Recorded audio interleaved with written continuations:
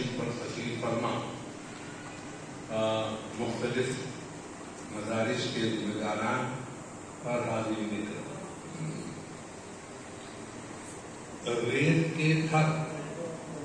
کھلے میدان میں بناتے رہیے، ریت کے گھر کھلے میدان میں بناتے رہیے اور الزام ہواؤں پہ لگاتے رہیے۔ پہلا جو سیشن ہوا تھا تعارفی سیشن، اس میں پی اے انعامدار صاحب نے اپنی جو تقریر پیش کی تو انہوں نے اس کی ابتدا کی تھی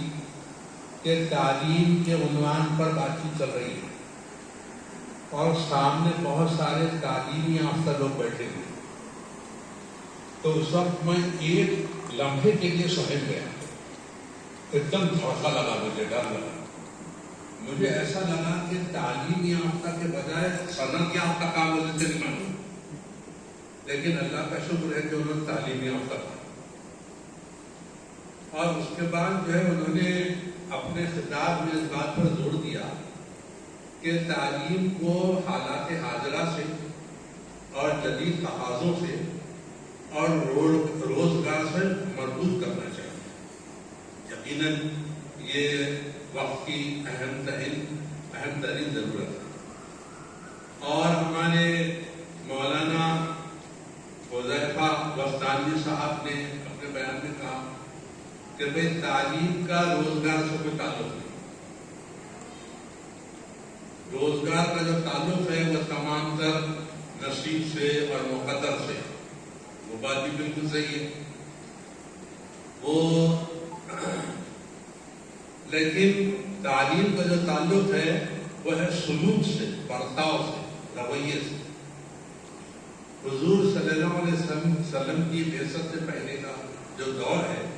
اس دور کو ہم جاہلیت کا دور کہتے ہیں، حالانکہ وہ لوگ ان پڑھ نہیں تھے، بہت تعلیم یافتہ لوگ تھے اور بڑے ذہین لوگ تھے، اتنے زیادہ ذہین لوگ تھے کہ قدموں کے نشان دے کر پہچان لیتے تھے ادھر سے کون گزرا۔ یہی وجہ ہے کہ حضرت ابوبکر صدیق رضی اللہ تعالیٰ عنہ نے حضور صلی اللہ علیہ وسلم کو اپنے کاندھوں پر بٹھا دیا تھا جب وہ مکہ معظمہ سے مدینہ منورہ ہجرت کر رہے تھے اور غار ثور میں انہوں نے پناہ لی تھی، تو اس وقت آپ نے حضور صلی اللہ علیہ وسلم کو اپنے کاندھے میں بٹھا دیا تھا، اس لیے کہا جاتا ہے کہ انہوں نے بار نبوت کو اٹھایا ہے، اور اس کی وجہ سے بھی تھی کہ آپ کے قدموں کے نشان زمین پر نہ پڑنے پائے، کیونکہ وہ اتنے چالاک تھے، اتنے ذہین تھے کہ قدموں کے نشان دے کر پہچان لیتے تھے ادھر سے کون ہوا۔ تو وہ اتنے پڑھے لکھے ہونے کے باوجود، اتنے ذہین ہونے کے باوجود اس دور کو دور جاہلیت کیوں کہا جاتا ہے؟ رویے کی وجہ سے، سلوک کی وجہ سے، برتاؤ کی وجہ سے۔ ابو جہل جو تھا وہ عمر بن حشام تھا، اس کا اصلی نام، تو وہ کوئی جاہل، وہ ان پڑھ آدمی نہیں تھا، بہت قابل آدمی تھا، لیکن اس کے رویے، اس کے سلوک، اس کے برتاؤ کی وجہ سے اس کو ابو جہل کہا جاتا ہے، جہالت کا باپ۔ تو تعلیم کا تعلق یقیناً رویے سے، سلوک سے اور برتاؤ سے ہوتا ہے، اور اس کے بعد تعلیم کا تعلق انفراسٹرکچر جو ہوتا ہے اس کی یقیناً بڑی اہمیت ہے، اس کی افادیت سے انکار نہیں ہے، لیکن وہ بہت کچھ ہو سکتا ہے، سب کچھ نہیں ہو سکتا۔ وہ تعلیم کا تعلق صرف طلب سے ہے، جتنی طلب ہوگی اتنی اللہ تعالیٰ تعلیم دے گی۔ ہمارے منور الزمان خان صاحب کا جو لیکچر تھا تو ان کے لیکچر میں تڑپ اور درد بار بار جو ہے ابھر کے آ رہا تھا، تو اس کی وجہ یہ تھی کہ اس کا تعلق جو ہے طلب سے، اور اللہ تعالیٰ کی ذات جو ہے بڑی غیور ہے، وہ بے طلب کو کچھ نہیں دیتی۔ ایک بندہ چاہ رہا نہیں، اس کی کوئی نیت نہیں، اس کا کوئی ارادہ نہیں، تو یہ کیسے ممکن ہو سکتا ہے کہ اللہ تعالیٰ زبردستی تعلیم اس کو ٹھوس کے دے دے، اس کو جو ہے زبردستی اس کے اوپر سوال کر دے کے مسلط کر کے، ناممکن ہے۔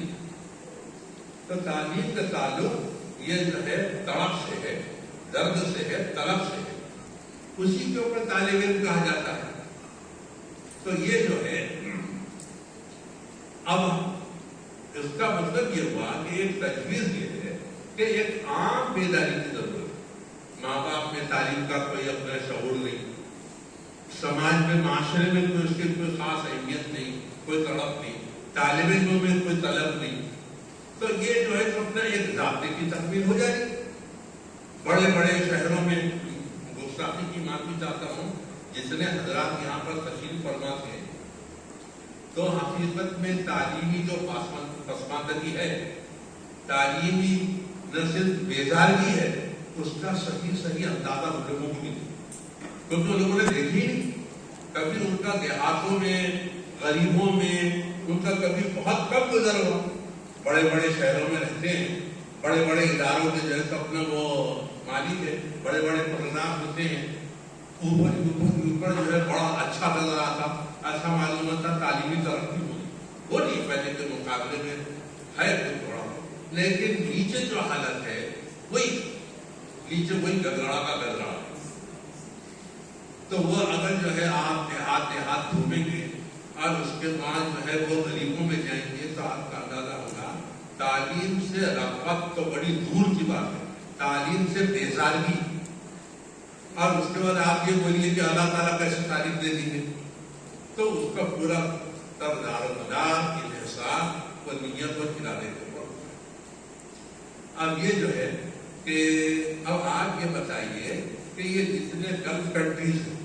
اب آپ بولیے گلف کنٹریز میں انفراسٹرکچر جس کو کہتے ہیں آپ اس کیا کمی ہے، کیا کمی ہے،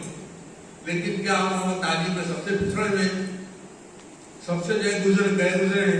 اس لیے کوئی عزت، کوئی وقت نہیں، کوئی، تو یہ ایک لمبی بحث ہے۔ تو وہ اتنی لمبی بحث میں تو مجھے تاثرات کے لیے یہاں پر جو پیش کیا گیا ہے، اور میں جو ہے نادر کا مدینہ ہائی اسکول اور جونیئر کالج مدرسہ مدینہ اس کی نمائندگی کے لیے میں کھڑا ہوا ہوں۔ ہماری انتظامیہ کے